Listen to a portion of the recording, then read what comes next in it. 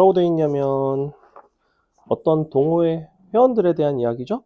기혼 남성 셋, 미혼 남성 9, 기혼 여성 둘, 미혼 여성 X명. 근데 뭐라고 되어 있냐면 남성인 사건과 미혼인 경우를 각각 사건 A, B라고 했는데 A, B가 서로 독립이 되기 위한 X값을 구해봐라. 표로 한번 만들어 볼까? 표를 사실 만들어도 되고 안 만들어도 큰 상관은 없는데 만들어주는 게 알아보기가 좋습니다. 자, 이쪽이 남자, 여자, 기혼, 미혼. 기혼 남자가 셋, 미혼 남자가 9, 기혼 여자가 둘, 너가 X죠? 자, 이렇게 제일 쉽게 푸는 방법은 그냥 비례식을 써주시면 됩니다. 너 대 너가 되면 이 비율이 같으면 독립이에요. 남자랑 기혼도 독립이고 남자랑 미혼도 독립이고 여자랑 기혼, 여자랑 미혼 이렇게 네 가지가 어차피 네 가지 중에 하나만 독립이면 되거든. 그래서 전체 중에서의 비율을 굳이 보지 않더라도 이렇게 비례식만 풀어줘도 바로 X값은 사실 6이 나옵니다. 이거는 이제 무슨 소리냐면 원래대로라면 남자인 게 A고 미혼인 게 B잖아. 봐봐. 그러면 전체 중에서 남자의 비율이 있어. 그걸 PA라고 부르겠습니다. 얘는 원래는 얼마냐면 다 더한 거니까 14 더하기 X 분의 12가 되겠죠. 자, 이게 이제 뭐랑 같아야 되냐면 미혼인 9 더하기 X 얘가 PA 바 B를 할 건데 미혼인 9 더하기 X 중에서 남자의 비율인 9 이렇게 원래는 요걸 푸는 게 가장 정석적인 풀이인데 결국에는 전체에 대한 비율이 일정하다는 거는 마치 어떤 기체의 부분합처럼 요것들의 비율이 이제 같다라고 그냥 보셔도 똑같이 해결이 됩니다. 그래서 그냥 X값은 쉽게 6이 나와요. 이걸 이용하지 않더라도. 그 다음에 10번 주사위 눈을 던져서 주사위를 던져서 홀수의 눈이 나오는 게 A, 어떤 사건 B가 독립이래. B로 가능한 사건의 개수. 지난 시간에 수업 때 이제 조금 설명을 드렸었는데 사건 A와 B가 독립이니까 홀수다 라는 거는 1, 3, 5죠. 1, 3, 5 그리고 사건 B가 독립이고 싶은데 전체가 1부터 6이란 말이야. 1부터 6. 그러면 결국에는 요 전체 중에서 홀수의 비율과 어떤 사건 B 중에서 홀수의 비율이 같아야지 독립인 거지. 전체 중에 홀수의 비율은 2분의 1이에요. PA는 2분의 1입니다. 그럼 너네가 B라는 사건도 역시 어떤 집합의 형태가 될 텐데 이 집합을 어떤 방식으로 구성하면 되겠냐라는 거야. 비율이 딱 절반이 되려면 홀수인 것과 홀수가 아닌 것을 같은 비율로 선택을 해야 되겠지. 지난 시간에 이제 남녀 해가지고 뭐 학생회로 구성하네 마네 약간 이런 이야기를 했었죠. 동일한 비율로 구성하시면 돼요. 홀수에서 하나를 가져오면 짝수에서도 하나를 갖고 오는 거고 홀수를 둘을 고르면 짝수도 둘을 고르는 거고 이런 식으로. 그래서 만약에 내가 한 개를 고르려면 그러니까 이쪽에서는 결국에는 홀수 개수와 짝수 개수가 같아야 됩니다. 이게 원칙이에요. 홀짝의 개수가 같아야 되고 근데 그 중에서도 홀수, 짝수가 만약에 한 개씩 들어가면 홀수가 3개, 짝수가 3개니까 3C1 곱하기 3C1이 되는 거고 만약에 2개 들어가면 3C2 곱하기 3C2 다 들어가면 3C3 곱하기 3C3이 되겠죠? 아래 경우는 전체 집합일 때 전체 집합 가능한가요? 가능하네요. 그래서 되는 건 몇 개다? 19개가 된다. 그래서 답이 5번에 있습니다. 이런 문제였고 그 다음에 11번 동전 한 개를 5회를 던지는데 연속해서 앞면이 나오지 않을 확률 연속해서 앞면이 나오지 않을 확률을 물어보고 있는데 연속해서 앞면이 나오지 않는다는 건 무슨 이야기냐면 앞면이 몇 번이 나온지는 지금 현재 몰라. 그지? 앞면이 안 나올 수도 있고 앞면이 한 번 나올 수도 있고 두 번일 수도 있고 세 번, 네 번일 수도 있잖아. 근데 연속해서 앞면이 나오지 않는 경우가 존재하기 위해서는 예컨대 앞면이 네 번 나올 수는 없는 거야. 네 번이 나오게 되면 반드시 앞면끼리 붙어 있는 경우가 있겠죠. 그죠? 앞면은 최대 몇 개까지밖에 못 나오냐면 세 번까지밖에 못 나옵니다. 어떻게? 앞뒤, 앞뒤, 앞. 요런 게 가능하겠지. 그지? 그래서 케이스를 나눠야 돼요. 첫 번째. 앞면이 없는 경우가 있어. 뒤가 5개겠지. 앞면이 1개, 뒤가 4개, 앞면이 2개, 뒤가 3개, 앞면이 3개, 뒤가 2개예요. 자, 방식 자체는 이것들을 나열하고 각각의 확률을 내리 곱하시면 되는데 어차피 앞면이 나올 확률과 뒷면이 나올 확률은 2분의 1로 같지, 그지? 즉 마지막에는 기본적으로 뭐가 계속 곱해지게 되냐면 2분의 1의 5승이 곱해지게 돼 있어요. 여기선 2분의 1의 1승, 2분의 1의 4승, 제곱 3승, 3승 제곱이긴 하지만 어차피 밑이 2분의 1로 다 동일하기 때문에 상관이 없습니다. 자, 나열하는 가지수를 볼게. 앞 0, 뒤 5개를 나열하는 가지수는 한 가지지, 그지? 앞 하나, 뒤 4개를 나열하는 가지수는 5개예요. 5시 1이 되겠죠? 2개, 3개 나열하는 가지수는 10가지입니다. 3개, 2개 나열하는 것도 10가지인데 이거를 사실은 자유롭게 나열을 할 수는 없어. 얘네부터는 자유롭지가 않아. 얘네까지는 자유롭지. 왜냐면 앞면이 이웃하지 않으니까. 자, 이 두 가지는 그럼 어떻게 나열을 해야 될까? 뒤를 먼저 놔요. 그래 놓고 사이사이에 앞면을 끼워 넣는다고. 앞면의 자리를 선택할 수 있는 가지수는 4자리 중에 2자리를 고르시면 됩니다. 4시 2라서 6가지예요. 얘 같은 경우에는 뒤가 2개죠. 그리고 앞면은 3개가 들어가야 돼. 3시 3이 되겠지? 한 가지가 됩니다. 그래서 실제 여러분의 답은 이거를 다 더해 주시고 2분의 1에 5승을 한 번에 해주시면 돼요. 그래서 32분의 13이 나올 거라고 답은 2번에 있죠. 이해가요? 너가 이거 다 더한 게 13이잖아. 2분의 1에 5승은 이제 묶어서 한 번에. 그 다음에 12번. 자, 사은품을 나눠주는 그런 문제인데 어떤 상황이냐면 스크래치 복권을 주고 이제 글자를 모아오면 준대요. 뭐라고 되어 있냐면 5장의 복권을 받고서야 비로소 동그라미 비로소 사은품을 받을 확률을 표현해 달래. 일단은 우리가 아주 운이 좋으면 한 번에 한 종류씩 사은품 해서 모을 수 있겠지, 그지? 즉 이론상으로는 3번만 뽑으면 다 모을 수가 있어요. 3개의 글자만 있으면 되니까. 근데 우리는 운이 조금 나빠서 5번 만에 모았다는 소리야. 정확히 5번 만에 모은 거고 3번 만에 다 모았는데 그 뒤에 2번을 더 뽑은 거는 아니에요. 그런 상황은 아니다. 그래서 마지막에 이제 비로소 5번째에서 다 모았다. 사은품 쓰는 게 좀 저거니까 선생님은 그냥 문자로 대체할게요. 자, ABC라는 문자 3개를 다 모으면 사은품을 받는 상황. 그러면 네가 총 5장의 이제 문자를 뽑았는데 뭐 아주 운 나쁘게 A만 5개일 수도 있고 근데 지금 우리는 어쨌거나 5장을 모았을 때 사은품을 받는 상황을 말하는 거잖아. 그러면 하나, 둘, 셋, 넷. 자, 이 5번째는 A일 수도 있고 B일 수도 있고 C일 수도 있을 거야. 마지막에 A로 이 세트가 비로소 완성이 됐을 수도 있고 B 또는 C로 완성이 됐을 수도 있다고. 만약에 A로 완성이 되려면 이 앞에는 뭐로만 구성되어 있어야 되냐면 B와 C로만 구성이 되어 있어야 돼요. 그지? 이 앞을 B와 C로 구성할 수 있는 가지수는 B 또는 C, B 또는 C, B 또는 C, B 또는 C 2의 4승가지입니다.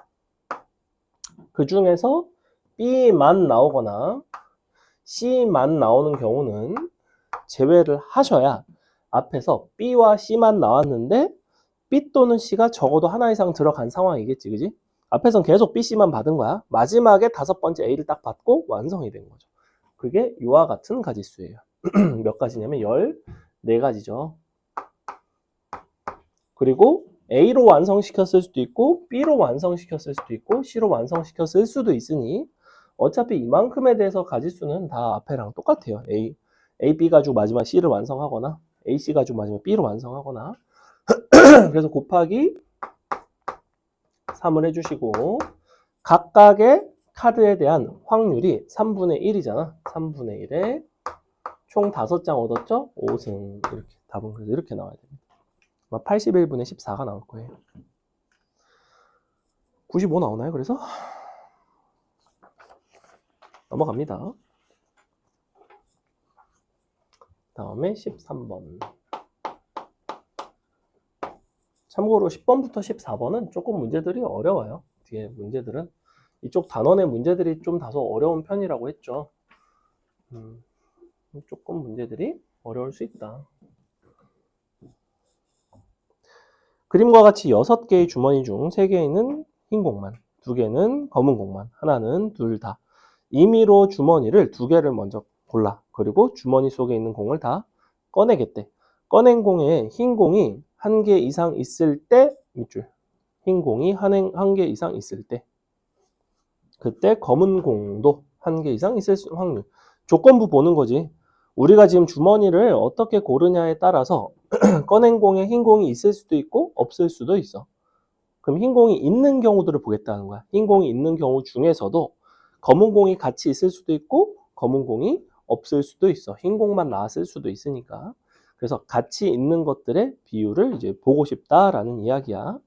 자, 그러면 일단은 흰 공이 1개 이상 존재하는 상황을 한번 생각을 해봅시다. 지금 얘를 이렇게 쓸게요. 화이트 너가 블랙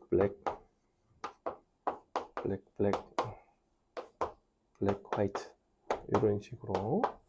자, 그러면 일단은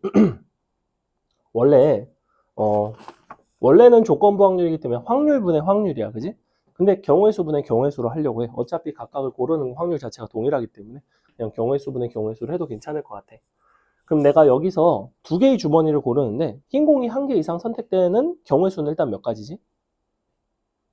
전체 6개, 6시 2에서 개인적으로는 하나만 딱 빼면 될 것 같은데 이렇게 골라지는 경우 이거를 제외하고는 당연히 흰 공이 포함이 돼요. 한 가지만 빼면 돼요.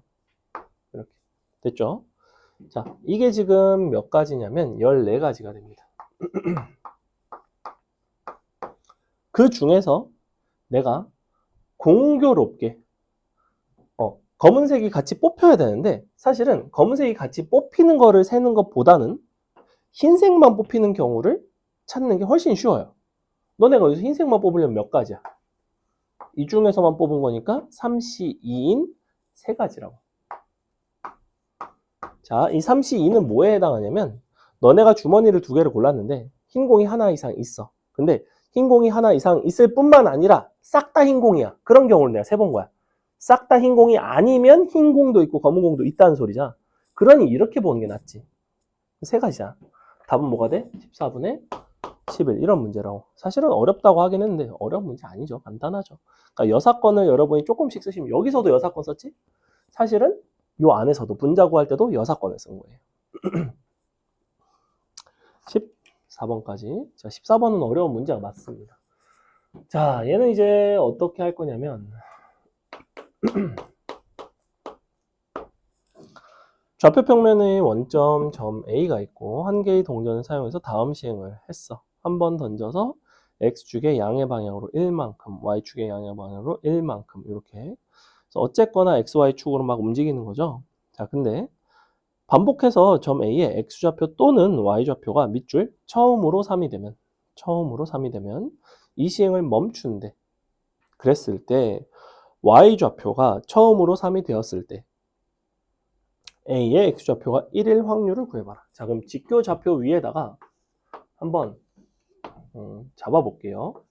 1, 2, 3 1, 2, 3 자, 위에 게 Y는 3이고 여기가 X는 3입니다. 일단은 이러한 점들에 도착하면 게임이 끝나는 걸로 알고 있어. 근데 우리는 어디를 도달했다고 이야기를 하고 있냐면 y좌표가 3이 됐다라는 이야기를 하고 있어. 선생님이 얘는 왜 동그라미를 안 쳤을까? 여기는 애초에 도달할 수 있는 지점이 아니에요. x 또는 x 또는 y가 3이 되고 나면 경기가 끝나기 때문에, 게임이 끝나기 때문에 여기는 사실은 올 수가 없는 지점이죠. 그죠? 이미 끝났을 거야. 그러니까 얘는 볼 필요가 없다.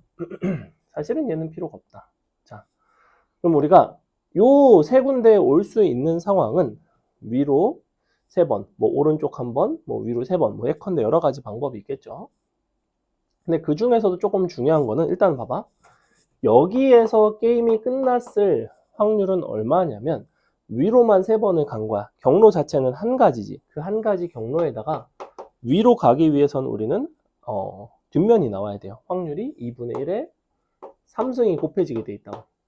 자, 근데 여기는 조금 달라. 왜냐면 여기를 도착하려면 애초에 이동을 몇 번을 해야 되냐면 3번이 아니라 총 4번을 이동을 해야 돼. 오른쪽 한 번, 위로 3번. 우리는 한 번의 이동마다 2분의 1씩 곱해지는 건 알겠지, 그지? 앞이 됐건 뒤가 됐건 2분의 1이 곱해져요. 그러면 여러분이 찾아야 되는 거는 원점에서 여기 1,3까지 가는 경로의 수를 세줘야 된다고. 그럼 몇 개가 가능해? 하나, 둘, 세 개 이런 식으로 갈 수 있단 말이야. 자, 요렇게도 갈 수 있을 것처럼 보이지만 이렇게는 갈 일이 없다. 왜? 여기를 딱 찍는 순간 끝나니까. 그래서 이렇게 거쳐서 갈 수는 없어요. 그래서 얘는 3가지밖에 없습니다. 마지막으로 여기에 도착을 하려면 이렇게는 왔을 수가 없어. 그지? 무조건 어떻게 왔어? 밑에서 올라왔다고. 밑에서 올라왔다는 거는 이 지점으로 온 거야. 자, 여기서 여기까지 오는 경우의 수는 2개니까 6가지요. 6가지. 4시 2라서.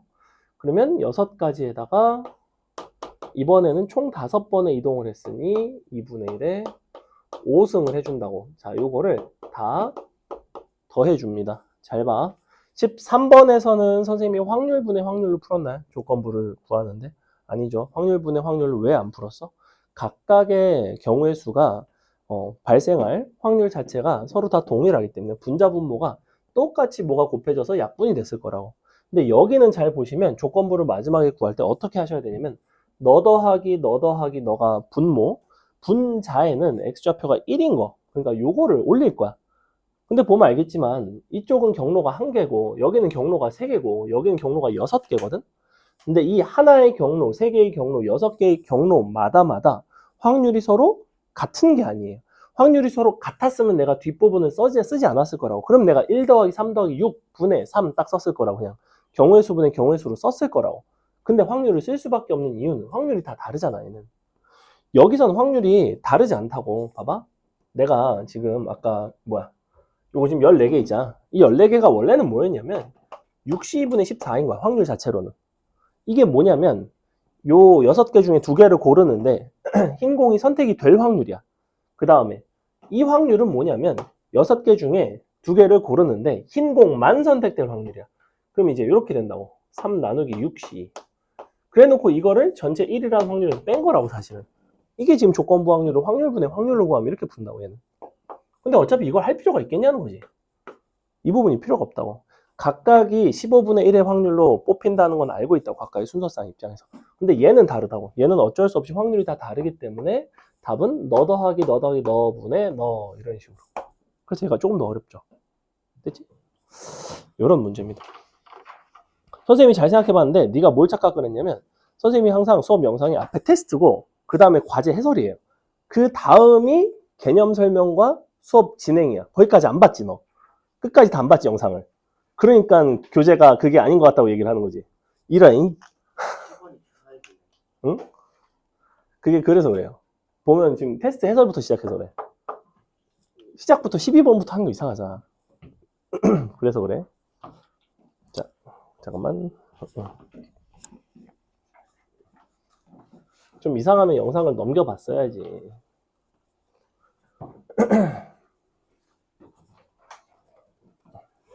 왜냐면 너네가 내가 지금 테스트 해설을 해줬잖아. 그리고 과제도 이제 질문을 풀어줄 거거든.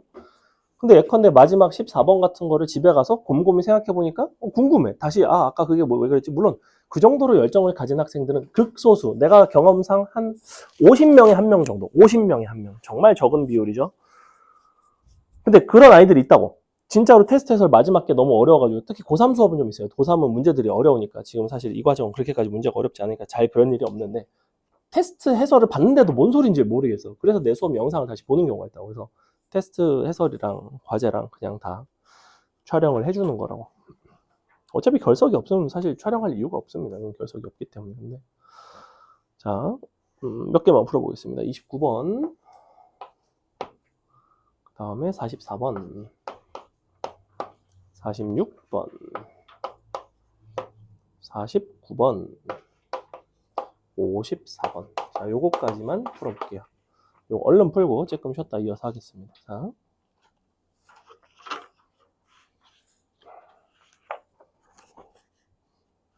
이거는 이제 지난 5회차 연습 문제 파트예요. 자, 주머니에 빨간 구슬, 파란 구슬이 각각 3개씩 있습니다. 근데 2개를 동시에 꺼냈어요. 이 상황에서 같은 구슬이 나오면 두 구슬을 다시 넣지 않고 서로 다른 게 나오면 파란 거는 넣지만 빨간 거는 넣지 않는데 2번을 시행을 했고 주머니에 3개의 구슬이 남아있을 확률을 물어보고 있습니다. 관찰의 대상이 뭔지를 정확하게 알아야 돼. 여러분은 관찰의 대상이 이 구슬의 색깔이 아니에요. 여러분한테 중요한 거는 오로지 구슬의 개수입니다. 개수, 그죠? 우리가 총 몇 개가 있냐면 원래가 3개 있어. 3개. 순서상으로 쓰겠습니다. 너가 빨파. 어쨌거나 2번의 시행을 거쳐서 나는 최종적으로 몇 개가 되고 싶냐면 3개가 되고 싶어요. 3개. 이렇게 돼야 되거든. 근데 원래는 6개야. 여기서 3개로 넘어가려면 마이너스 3개가 돼야 돼. 그지? 그럼 내가 한 번에 시행을 할 때마다 색깔이 서로 다를 수도 있고 같을 수도 있는데 마이너스 3개가 나왔다는 거는 어차피 무조건 이거지. 한 번은 같은 거 한 번, 한 번은 다른 거 한 번. 이런 식으로 나왔어야 돼요. 혹은 처음에 다른 거 한 번, 같은 거 한 번. 이렇게 나왔을 수밖에 없다는 거야. 왜냐하면 같은 게 나와야지 2개를 갖다 버리는 거고 서로 다른 게 나와야 2개 중에서 빨간색만 이제 갖다가 버리는 거죠. 나머지 파란색은 다시 넣는 거지. 그지? 그래서 우리가 같은 구슬이 나오냐 다른 구슬이 나오냐에 대한 이야기, 그때마다 개수가 몇 개가 영향을 받는지에 대한 이야기야. 자, 첫 번째, 같은 게 처음에 뽑힐 확률은 얼마일까? 같은 거를 뽑는다는 거는 빨강을 뽑을 수도 있고 파랑을 뽑을 수도 있어요. 전체 가지수는 6, C인데 그 중에서 빨강을 뽑는 게 3, C, 2가 될 거고 파랑을 뽑더라도 역시 같은 경우의 수지, 그지? 그래서 요만큼이 뭐냐면 첫 번째 시행에서 같은 구슬 2개를 고른 거야. 그러면 내가 만약에 빨강을 골랐으면 1, 3이 됐을 거라고, 파랑을 골랐으면 3, 1이 됐을 거라고. 중요한 거는 각각 1개, 3개가 남는다는 게 중요해. 누가 빨강인지 누가 파랑인지는 사실 크게 중요하지는 않아. 이 상태에서 서로 다르게 뽑으려면 4C 중에서 1개 뽑고 3개 중에 1개 뽑아야 되죠. 1C1, 3C1이 되겠지. 이만큼이 바로 뭐냐면 처음에 같은 거를 뽑고 그 다음에 다른 거를 뽑아서 최종적으로 3개가 될 그러할 이제 확률이죠. 자, 그 다음에 처음에 다르게 뽑을 확률은 얼마냐면 6C 2분의 각각 1개씩 뽑아야 되니까 3C 1 곱하기 3C 1이야. 자, 이렇게 뽑게 되면 무조건 빨강색만 없어지니까 2,3이 됩니다. 그 다음에는 같게 뽑아야 되는데 여기가 이제 중요하죠. 빨강색은 2개고 파랑색은 3개이기 때문에 같게 뽑을 수 있는 확률이 빨간색보다는 파란색이 조금 더 크지. 왜냐면 파란색의 개수가 더 많으니까. 아까 처음에 여기서는 그냥 곱하기 2를 했던 이유는 빨강과 파랑의 개수 자체가 같아요. 그러니까 빨강을 2개를 뽑나 파랑을 2개를 뽑나 확률이 경우의 수가 같았을 거라고. 여기는 개수가 달라지니까 그 부분이 틀어집니다. 여러분이 각각을 해서 더하는 게 싫으면 그 다음에 이제 서로 다르게 뽑게 될 확률을 1에서 빼서 구하셔도 상관은 없는데 그냥 쓸게요. 자, 52분의 2개 중에서 2개를 뽑는 경우의 수 또는 3개 중에서 2개를 뽑는 경우의 수를 해서 답을 이렇게 둘을 서로 더하시면 끝나는 뭐 이런 문제입니다. 됐죠? 계산은 니네가 해라. 44번. 계산해줘? 안 해줘도 되겠지? 이제 이런 거 분모 다 다른 거 보이죠? 왜냐면 얘는 한 번에 2개가 날라갔기 때문에 분모가 이제 4C가 되는 거고 얘는 한 번에 하나가 없어졌기 때문에 5C가 돼서 조금 연산이 좀 필요해요. 자, 흥부와 놀부는 1부터 5까지의 자연수를 하나씩 갖고 있습니다. 근데 각자의 카드를 잘 섞은 후에 임의로 한 장씩 첫 번째 카드를 뽑아 확인하고 다시 5장의 카드를 잘 섞고 임의로 한 장씩 두 번째 카드를 뽑습니다. 첫 번째 뽑은 카드는 두 사람이 뽑은 카드에 적혀있는 수가 서로 같고 두 번째 뽑은 카드는 흥부가 뽑은 카드에 적혀있는 수가 놀부가 뽑은 카드에 적혀있는 수보다 클 확률은 얼마인가? 자, 그럼 이건 일단은 복원 추출이야, 그지? 처음에는 서로 같고 싶대.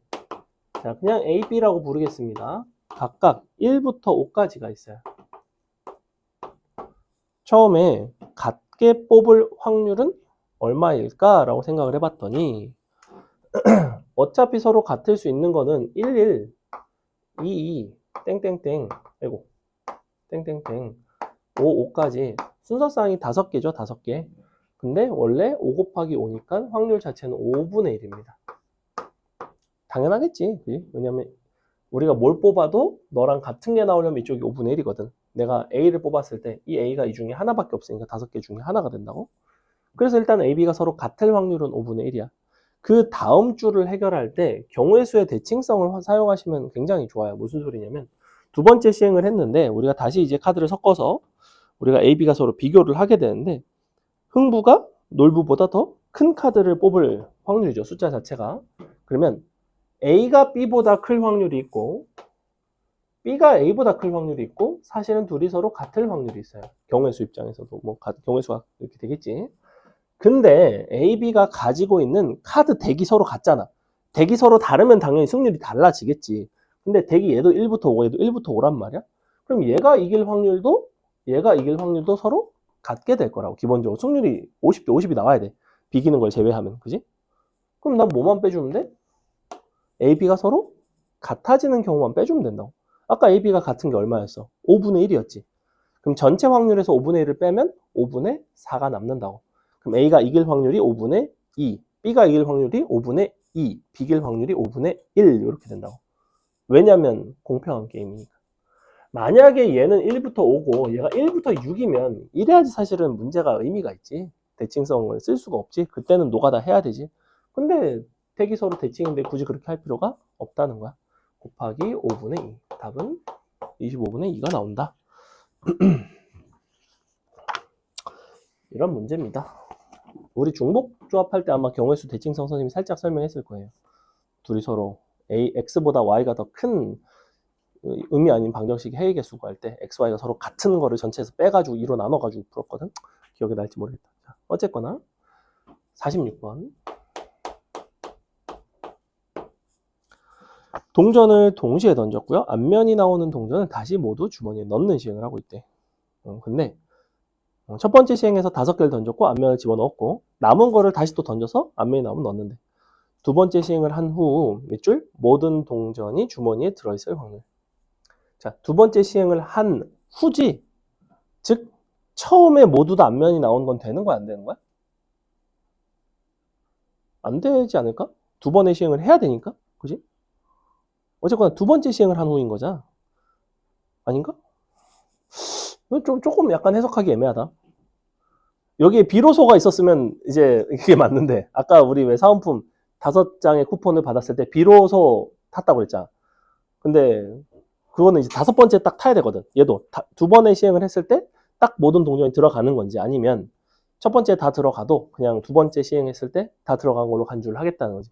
근데 보통 해석상 두 번째 시행까지 한 걸로 보는 게 일반적이에요. 그래서 두 번째 시행을 한 후로 나와 있으니까 만약에 첫 번째 시행에서 이미 들어갔으면 두 번째 시행하기도 전에 모두 주머니에 들어간 거잖아. 근데 한 후에 들어간 거니까. 우리는 자, 그럼 처음에 앞면에 눈이 나올 수 있는 개수를 한번 생각을 해봅시다. 1회차가 있고 2회가 있어. 처음에 5개 중에서 앞면이 몇 개가 나오는지를 경우를 나눌 건데 안 나올 수도 있고 1개 나올 수도 있고 2개 나올 수도 있고 3개 나올 수도 있고 4개 나올 수도 있겠죠. 5개 나오는 경우는 제외를 하겠다는 거야. 만약에 처음에 안 나왔어. 그러면 이때는 5개가 다 앞면이 나와야지 다 들어가겠지. 만약에 1개가 나와서 남은 4개가 들어가야 되고 3개가 들어가야 되고 2개가 들어가야 되고 1개가 들어가면 되겠죠. 자, 이렇게 확률 곱해 보겠습니다. 처음에 앞면이 안 나오게 되는 그러한 확률은 5개 중에서 빵개를 고르고 2분의 1의 5승이 되겠죠. 왜냐하면 나머지는 다 뒷면이 나와야 되니까 곱하기. 남은 5개를 다시 던집니다. 이번에는 5개 중에 5개 모두 앞면이 나오는 거죠. 참고로 앞뒤에 대한 이야기라서 2분의 1의 5승은 항상 똑같이 적용이 되겠지. 이 부분 다 2분의 1 5승이겠죠. 여기는 이제 2분의 1 5승, 4승, 3승, 2승, 1승이 되겠지. 동전의 개수가 줄어드니까. 자, 얘는 똑같은데 이 자리만 5시 1로 바뀌게 됩니다. 5개 중에 하나를 골라서 앞면이 나오는 거고 나머지 4개는 뒷면이 나온 거야.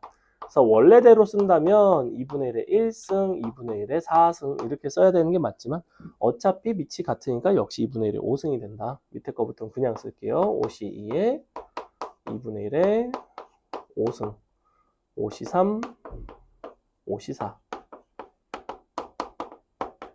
자, 이런 식으로. 중요한 건 이제 뒤에 곱해지는 건데 위에가 5시 5였던 이유는 뒷면이 5개 나왔기 때문에 5개를 다시 던져야 돼. 얘는 뒷면이 4개밖에 안 남았기 때문에 4개만 던지면 돼. 그럼 4시사가 되겠지. 2분의 1의 4승이 되겠지. 3시3이 되겠지. 2분의 1의 3승이 되겠지. 2분의 1의 제곱이 되겠지. 2분의 1의 1승이 되겠지. 자, 이렇게 생겼다고. 그럼 이제 계산만 하면 되잖아. 이거 더하는 거야. 어차피 이 부분 다 1이에요. 얘는 다 1인 거고 5시5, 4시4, 3시3 다 1이죠. 그리고 이 부분은 다 2분의 1의 5승입니다. 이렇게 그러면 얘는 1, 얘가 5인데 곱해야 되지. 얘는 2분의 1의 5승이 곱해줘야 되고 얘는 2분의 1의 4승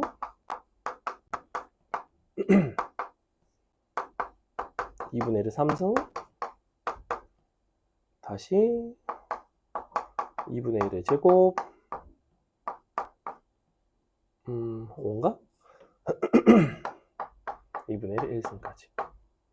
그리고 요거를 2분의 1의 5승으로 묶는 거죠. 다음 이렇게 49번 보겠습니다.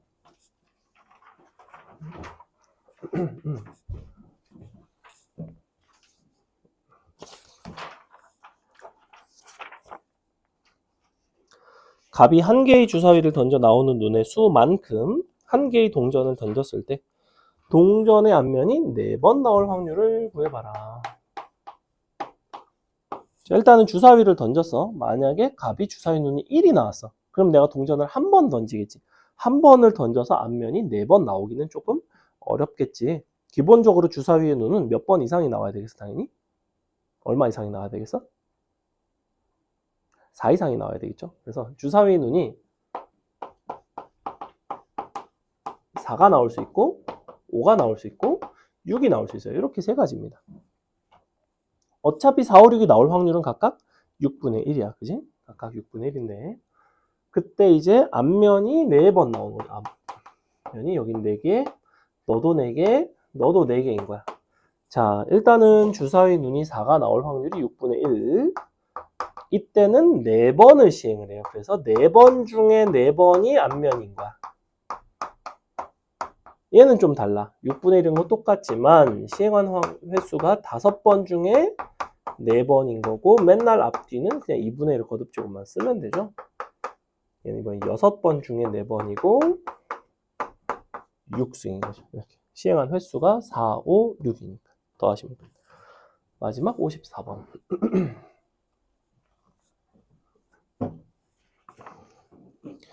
주사위를 한 번 던져서 홀수의 눈이 나오면 3번을 던지고 짝수의 눈이 나오면 2번을 던질 때 앞면이 2번 나올 확률. 얘도 이제 마찬가지지. 우리가 홀수가 나올 수 있고 주사위 짝수가 나올 수 있죠. 근데 이때는 동전을 3번을 던진대. 동전 앞면이 2번, 앞이 2번 나오고 싶다. 자, 홀수가 나올 확률은 2분의 1. 홀수가 나오면 3번을 던져요. 3번 중에서 2번이 앞면이 나와야 되죠. 얘도 2분의 1이고 얘는 이번에는 2번을 던지죠. 2번 중에 앞면이 2번이 돼야 된다. 이번에는 이렇게. 저게 조금 더 어렵죠. 더해서 답 내시면 되는 뭐 이런 문제였다. 자, 우리 잠시 쉬었다가 오늘 진도 나가겠습니다. 잠깐 쉴게요. 우리가 이제 확률 단원까지는 어떤 것들을 했냐면, 예를 들면 뭐 주사위를 던져서 주사위의 눈이 4가 나올 확률을 뭐 구한다든지, 혹은 주사위를 2개를 던져서 2개 중에 짝수의 눈이 1개 나올 확률을 구한다든지, 이런 식으로 어떤 특정한 상황에 대한 확률을 구하는 파트가 이제 확률 단원이었다면, 확률 분포는 뭐에 대한 이야기냐면, 자,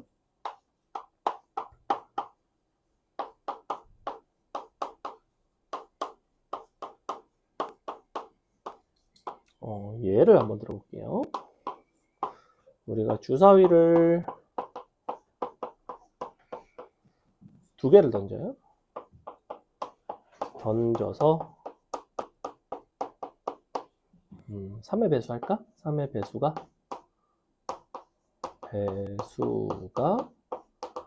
한 번, 1개 나올 확률. 자, 이런 거를 이제 구한다고 칩시다. 확률 단원에서 이런 게 나올 수 있죠. 그럼 주사위 2개 중에서 3의 배수가 1개인 거니까 3의 배수가 나올 확률이 있고 3의 배수가 안 나올 확률이 있어. 3의 배수가 나올 확률은 얼마냐면 3분의 1입니다. 3의 배수가 아닌 게 나올 확률이 3분의 2죠. 그러면 3의 배수가 나오고 3의 배수가 안 나올 수도 있고 3의 배수 아닌 게 나오고 3의 배수가 나올 수도 있는 거지. 그래서 두 가지에다가 곱하기 3분의 1에 너가 한 번, 3분의 2가 한 번, 이런 식으로 해서 답을 냈을 거라고. 그죠? 3의 배수, 3의 배수 아닌 거, 3의 배수 아닌 거, 3의 배수인 거. 얘는 이제 어디까지나 3의 배수의 눈이 1개 나올 때의 확률을 본 거잖아. 이 부분을 조금 변형을 시켜보려고 합니다. 얘가 안 나오면 어떨까? 빵개? 안 나올 수도 있잖아, 3의 배수가. 그러면 어떻게 했겠어? 우리는 3의 배수 아닌 거 2개를 나열하는 거니까 한 가지에다가 3의 배수가 아닐 확률은 3분의 2 너를 제곱을 해서 구했을 거라고. 이게 이제 빵개일 때야. 2개인 거는 3의 배수가 2개 나온다는 거는 역시 나열하는 가지수는 한 가지고 이번에는 3분의 1의 제곱이 되겠죠. 이렇게. 이게 지금 3의 배수가 한 번 나오는 경우, 빵번 나오는 경우, 2번 나오는 경우의 확률을 각각 구해본 거예요. 즉 보시다시피 이 확률 P라는 녀석은 3의 배수가 몇 개 나오는지에 따라서 영향을 받는 함수가 됩니다. 됐어요? 여기까지 얘가? 다시 정의역이 이 3의 배수의 개수로 내가 정의를 한 거고 이와 같은 사건이 발생할 확률을 이제 구한 거예요. 그래서 함수 값으로 확률을 가지고 정의역으로 어떤 특정한 어떤 뭐 개수, 뭐 횟수, 뭐 합 다양해요. 이 부분들은 여러분이 뭘 관찰하느냐에 따라서 달라. 주사위 2개를 던져서 너네가 주사위 2눈에 합을 관찰할 수도 있는 거야. 예컨대 합이 7일 확률, 합이 8일 확률, 합이 12가 될 확률. 합이 12가 될 확률은 얼마야? 66이니까 36분의 1밖에 안 되잖아. 그지? 근데 합이 7이 될 확률은 16부터 6일이니까 36분의 6이라서 6분의 1이거든. 확률이 분명히 다르죠. 즉 합의 값이 뭐냐에 따라서 확률이 역시 달라지고 있어. 내가 시행 자체는 주사위 2개를 던졌어. 다만 이걸 가지고 내가 무엇을 관찰하느냐, 합을 관찰하느냐, 3의 배수의 개수를 관찰하느냐, 두 주사위 눈의 차이를 관찰하느냐, 곱을 관찰하느냐, 그거는 내 맘이야. 그거를 어떤 형태로 관찰하느냐에 따라서 각각에 대해서 확률이 정해지고, 다만 그와 같은 어떤 뭐 합이든 곱이든 여기서의 개수든 그러한 어떤 특정한 값에 대한 변수에 따라서 확률 값이 결정되는 이 상황을 우리는 확률 분포라고 불러요. 그때 이쪽을 확률 변수라고 부르고.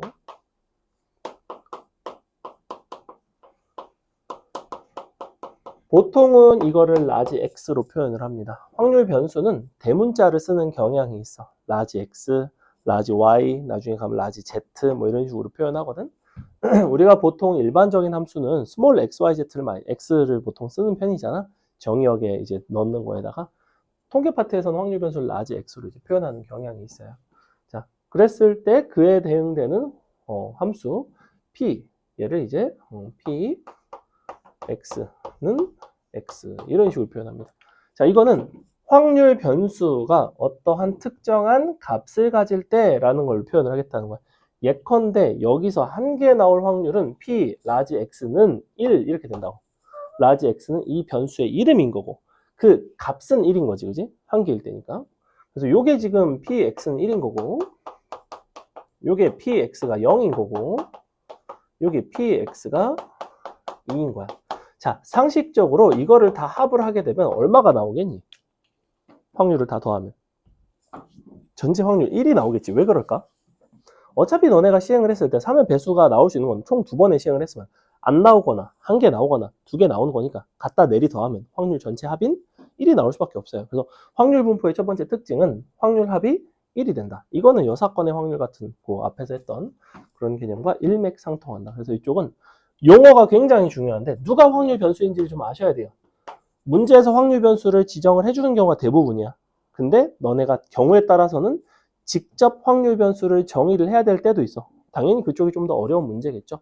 나중에 이제 보시다 보면 그런 상황들이 생깁니다. 그래서 용어에 대한 정리를 조금 하셔야 되는데 여기 보면 이제 표로 나와 있죠. 선생님 표로 표현해 줄까요? 자, 이거 표로 표현해 보면 어떻게 되어 있냐면 이렇게 돼서 이쪽이 이제 x, 이쪽이 p, x는 x, x가 0일 때, 1일 때, 2일 때, 자, 이렇게 쓴다고. 그러면 요 확률이 지금 여기는 얼마냐면 0일 때가 얼마? 9분의 4인가? 여기가 9분의 1인가? 그럼 당연히 1에서 빼면 여기는 9분의 4가 되겠네. 실제 9분의 4죠, 그죠? 그래서 우리가 3의 배수가 잠깐만, 그렇지. 3의 배수가 안 나올 확률이 9분의 4, 한 번 나올 확률이 9분의 4, 두 번 나올 확률이 9분의 1. 그래서 보통 이 도표로 표현된 거를 뭐라고 부르냐면 확률 분포표라고 불러요. 확률 분포표.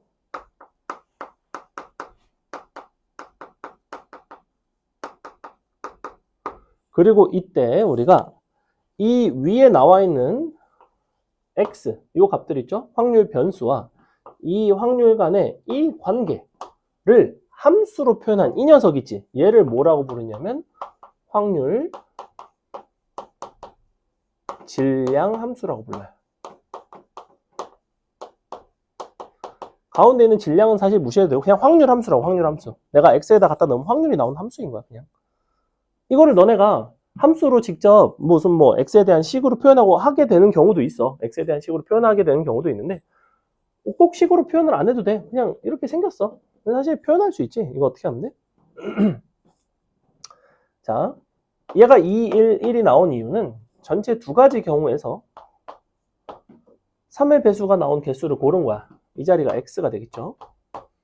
그리고 3의 배수가 나오는 요 횟수를 거듭 제곱을 해준 거고 나머지는 3의 배수가 아닌 게 나오니까 2 빼기 x가 된다고. 자, 이게 바로 이 문제에서의 뭐라고 부르냐면 이거를 확률 질량 함수라고 부른다고. 이거 지난 시간에 했던 독립시행의 확률의 형태인 거 보이니? 여러 번을 반복을 했고 뭐 2번밖에 반복을 안 하긴 했지만 이와 같은 형태의 분포를 가지는 확률 변수는 뭘 따라간다고 하냐면 이항 분포라는 어떤 분포를 따라간다고 이야기를 해요. 거기는 이제 오늘 수업의 마지막 내용인데 간단하게 이렇게 예시를 한번 들어봤다. 그래서 자, 용어에 대한 정리가 가장 중요합니다. 확률 변수가 있고 확률 변수를 가지고 확률 질량 함수에 의해서 우리가 해당되는 어떤 확률들이 정해져요. 이렇게 각각의 확률이 정해지면 여러분은 뭘 구할 수 있냐면 이와 같은 확률 변수의 평균과 분산, 표준 편차 이 세 가지를 구할 수가 있다고. 평균과 분산, 표준 편차를 어떻게 구하는지를 보여드릴게요. 그 중에서 뭐부터 해야 되냐면 평균부터 구해야 되는 게 평균을 구할 때는 얘는 어떻게 할 거냐면 봐봐 지금 원래가 뭐였냐면 주사위를 2번 던진 거죠. 그리고 3의 배수가 나오는 횟수 요게 이제 x였던 건데 이거를 경우의 수분의 경우의 수로 한번 표현해 볼게. 원래대로라면 전체 경우의 수는 원래가 뭐냐면 주사위를 2번 던지는 거예요. 36이에요. 36. 그지? 자, 3의 배수가 나오지 않는 경우는 3의 배수는 3과 6 두 개가 있으니까 남은 4개지. 4개가 2번이니까 16번입니다. 16이에요. 16. 경우의 수 자체가. 주사위를 2번을 던졌는데 둘 다 3의 배수가 나오지 않는 경우의 수를 구한 거야. 둘 다 3의 배수가 나오는 경우의 수는 4가지겠죠. 왜냐면 36, 36, 2 곱하기 2. 나머지가 여기라고. 걔를 계산해 보시면 정확하게 16이 나옵니다. 자, 이렇게 나와요. 아까는 선생님이 이 자리를 확률로 써드렸는데 지금은 뭘로 보여주겠다는 거냐면 각각에 대한 요 경우의 수로 보여주겠다는 거야. 여러분이 중등 과정에서 뭘 배우냐면 그 도수 분포표를 배워요. 도수 분포표. 왜 이렇게 표 해갖고 이거 하잖아. 키 뭐 170, 180, 190 뭐 이렇게 있다고 치고 여기가 3명, 2명, 3명 인원 명. 그때 평균 어떻게 구해 이거? 평균 어떻게 구했어? 각각의 값에다가 밑에 있는 도수를 곱해서 전체 도수로 나눴던 거 기억나? 이렇게. 원래는 평균이라는 거는 어떻게 구해? 너네가 자료에다가 그 자료들을 싹 다 더한 다음에 전체 자료 개수로 나누지, 그지? 도수 분포표는 자료가 170짜리 자료가 3개가 있는 거고 180이 2개, 190이 3개가 있는 거야. 그래 놓고 전체 개수로 나눈 거라고, 전체 인원수로. 그럼 평균값이 나오겠지. 자, 이때 x의 평균은 어떻게 보셔야 되냐면 해석 자체가 이 자리가 도수로 들어간다고. 왜냐면 경우의 수잖아. 0이라는 횟수가 나오는 경우의 수가 16가지라는 거야. 1이 나오는 경우의 수가 16가지, 2가 나오는 가지수가 4가지라고. 그거를 마지막에 뭘로 나누게 돼 있냐면 전체 도수의 합인 36으로 나누는 거라고, 사실은. 이게 평균을 구하는 과정이야. 근데 결국에는 그럼 뭐랑 똑같아? 이거에다가 너분의 너 곱하고 이거에다가 너분의 너 곱하고 이거에다가 너분의 너를 곱하는 것과 동일하다고. 결국에는 평균이라는 것을 어떻게 구하냐면 위에 있는 각 값에다가 0에다가 요거 약분하면 아까 9분의 4였죠? 각각의 확률을 이런 식으로 곱해서 더하시면 끝입니다. 이렇게. 그래서 표현은 어떻게 하냐면 시그마 표현이더라고요. 그래서 시그마 K가 1부터 N까지 XK는 어떤 특정한 이 확률 변수의 값이야. 곱하기 P, X, 그 확률 변수가 XK일 때의 확률. 그래서 이렇게 표현하게 됩니다.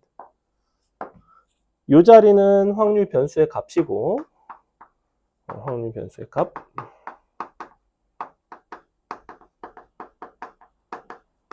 이 자리가 그때 대응되는 해당 확률이에요.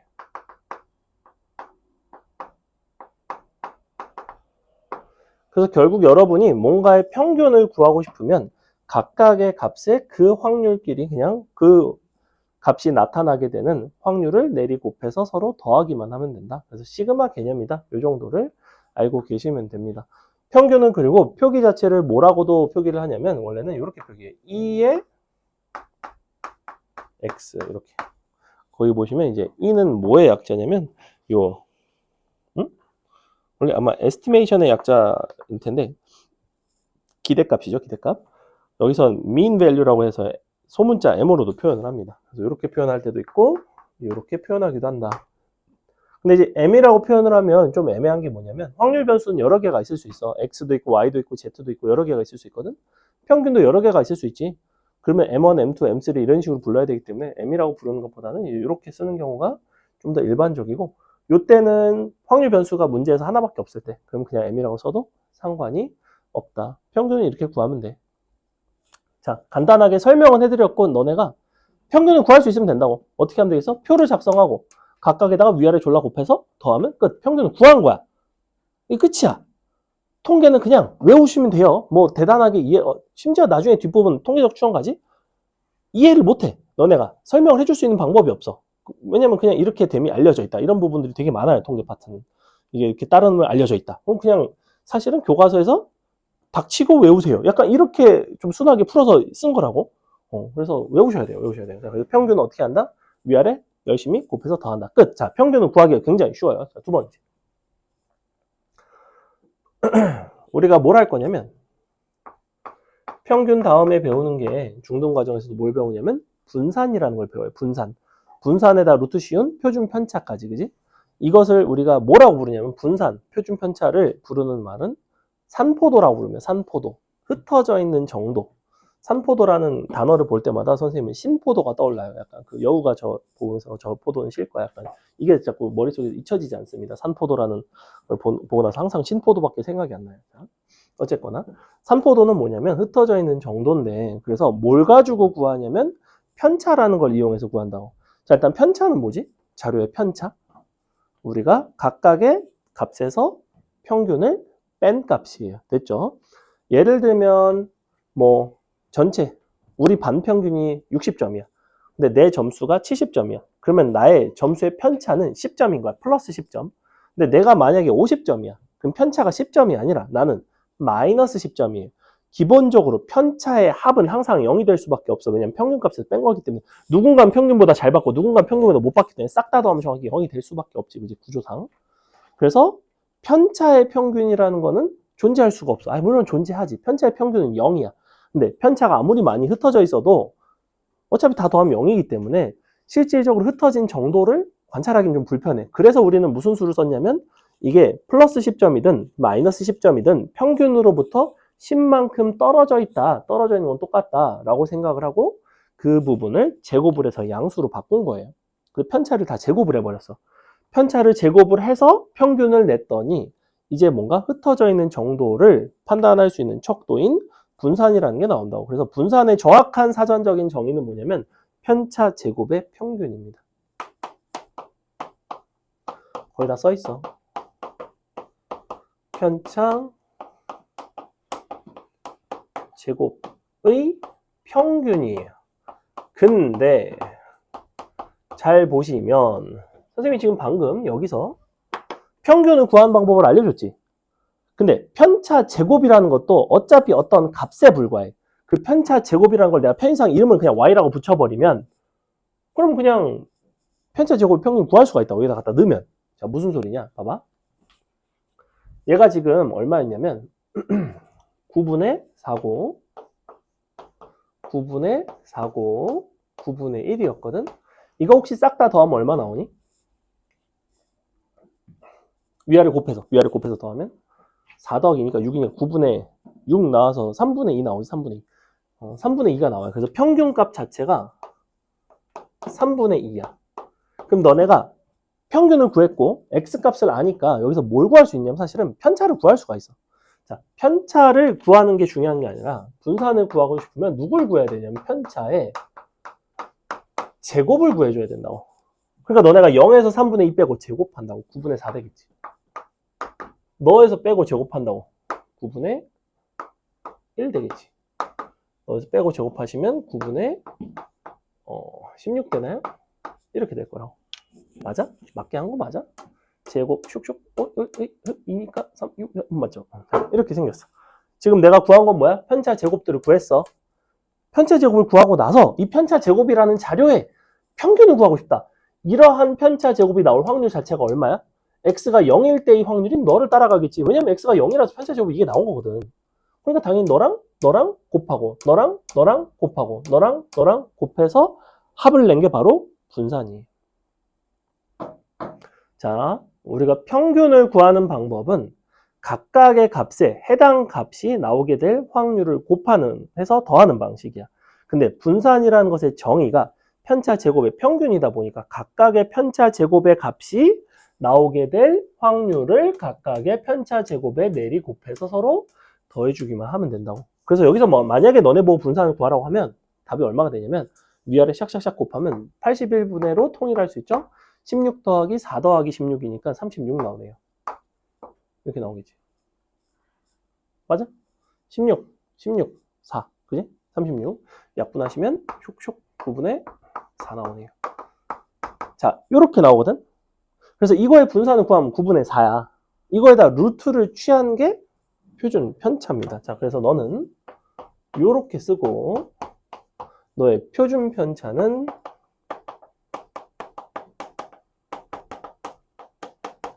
루트 분산이에요. 시그마 이렇게 쓰고 값을 구해보시면 3분의 2가 나오겠죠. 자, 근데 여기서 이제 중요한 게 뭐냐면 원래 분산의 정의는 이와 같아. 그래서 너네가 편차 제곱을 연락 구해서 위아래 곱해가지고 그래서 뚝딱뚝딱 더하면 그러니까 산수만 열심히 하시면 다 나와요. 나오긴 나오는데 분산을 구할 수 있는 또 다른 방법이 있습니다. 자, 어떻게 할 거냐면 지금 요 평균 시그마씩 쓴 거 있지? 요거. 자, 요거를 조금 변형해 볼 거야. 어떻게 변형해 볼 거냐면 분산 써볼게요. 분산은 시그마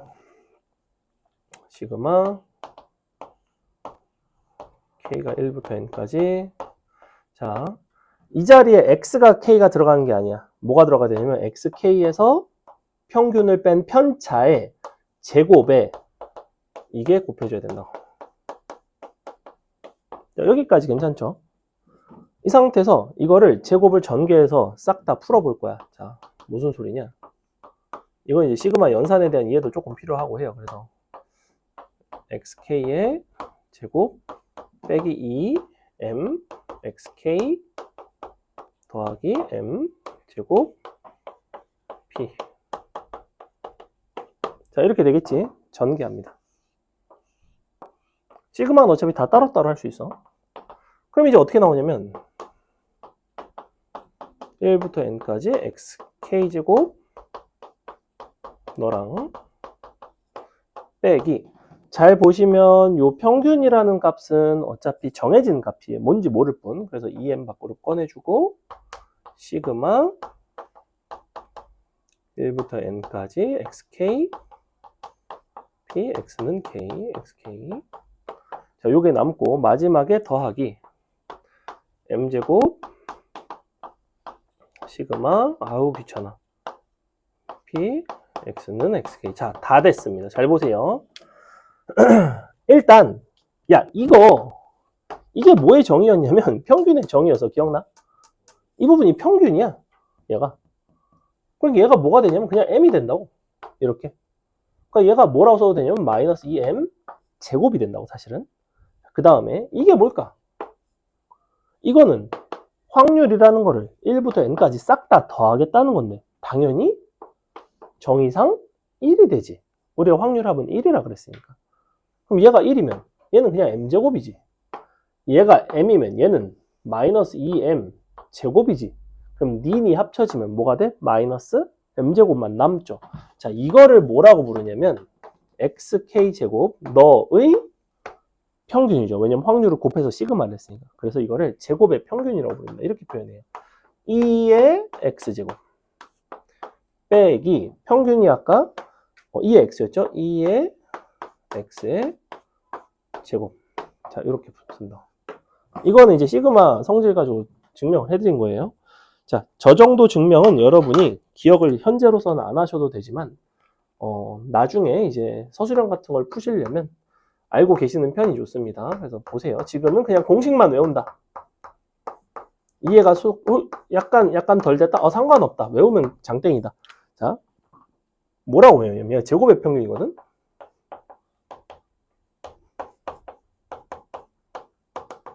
얘는 평균의 제곱이지?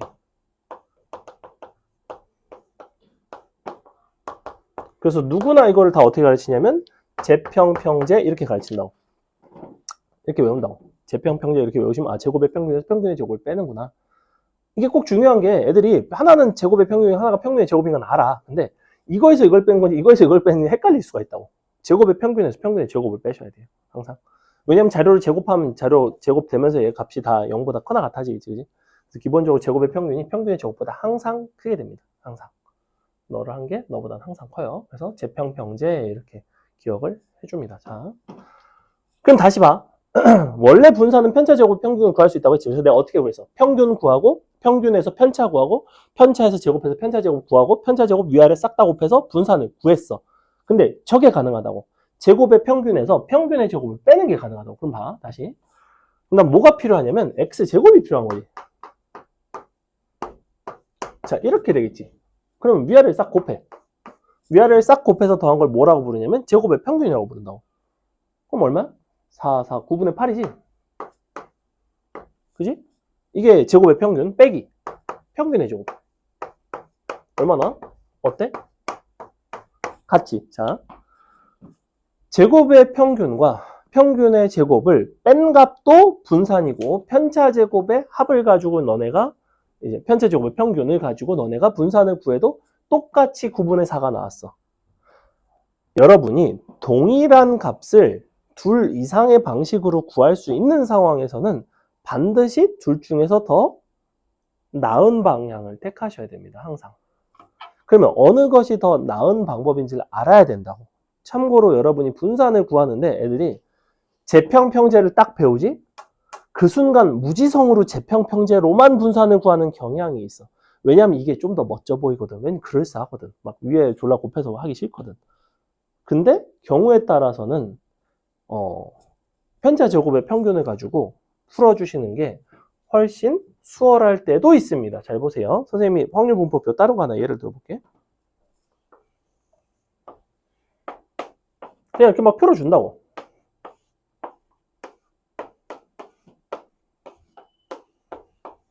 자, 이렇게 있다고 칠게.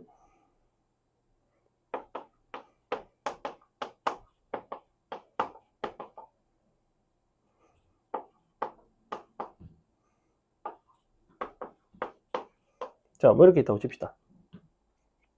잠깐만. 안 돼. 이렇게 하면 안 되지. 여기가 3.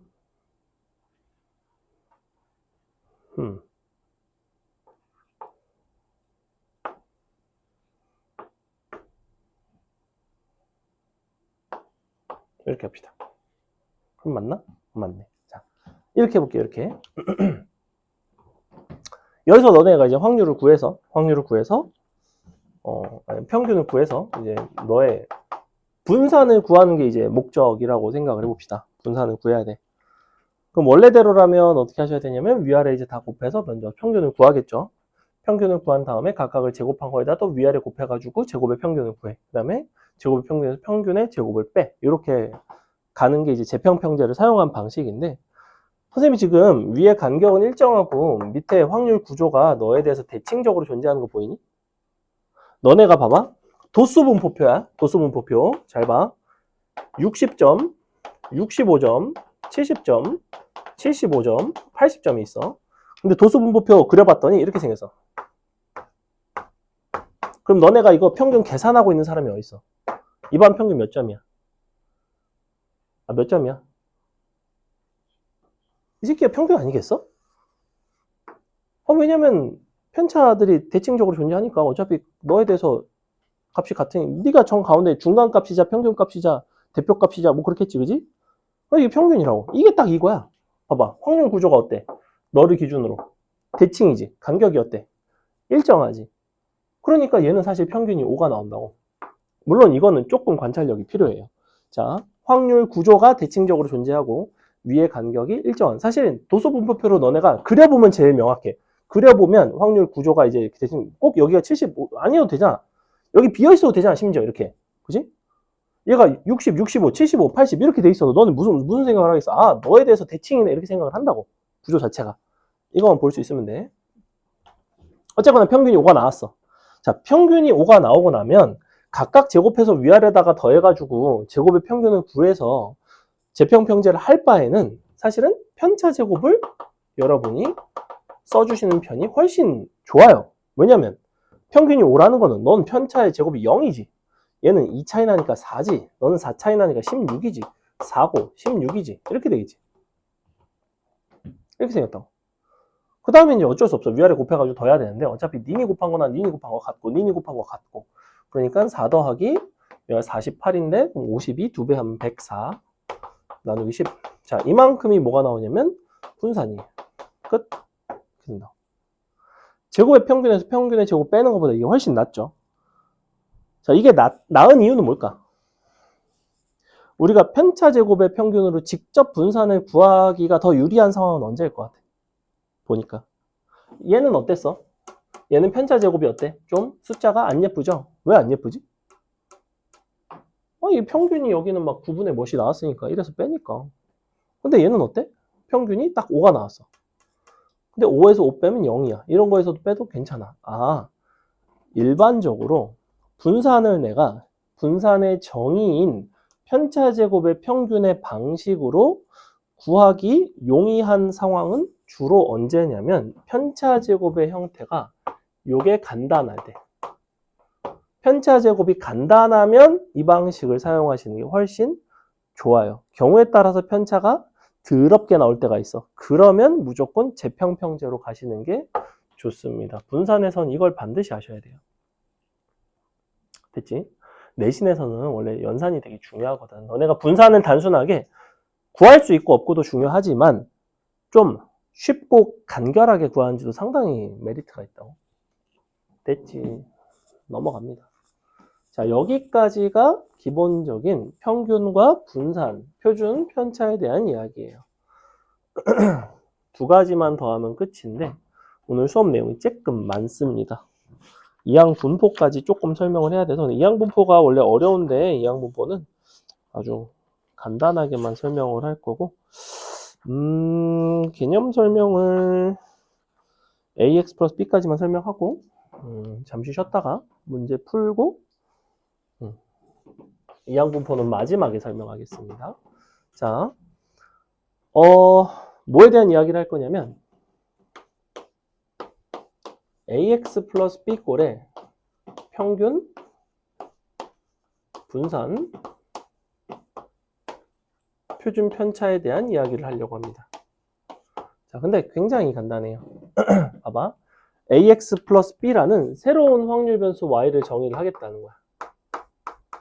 이게 이제 나중에 무엇과 관련이 있냐면 여러분이 모의고사 같은 거 보면 표준 점수 있죠. 표점.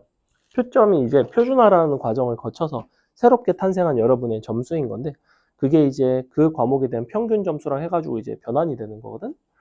그게 이제 이런 식으로 점수를 바꾼 거야. 예를 들면 너네가 80점이면 80점에다가 뭐 예를 들면 0.9를 곱하고 뭐 10을 더해서 82점이 된다든지 이런 식으로 새로운 점수로 바꾼 거예요. 변환을 한 거지. 1차 변환이라고 부르는데 자, 어떤 변수에 대한 1차 변환을 했을 때 평균과 분산과 표준 편차는 어떤 영향이 있는지만 보는 거야. 별거 아니에요. 잘 보세요. 만약에 자료가 이렇게 있었어. 10, 20, 30 자료들이 이렇게 있었어. 근데 너네가 이 모든 자료에다가 2를 곱했어.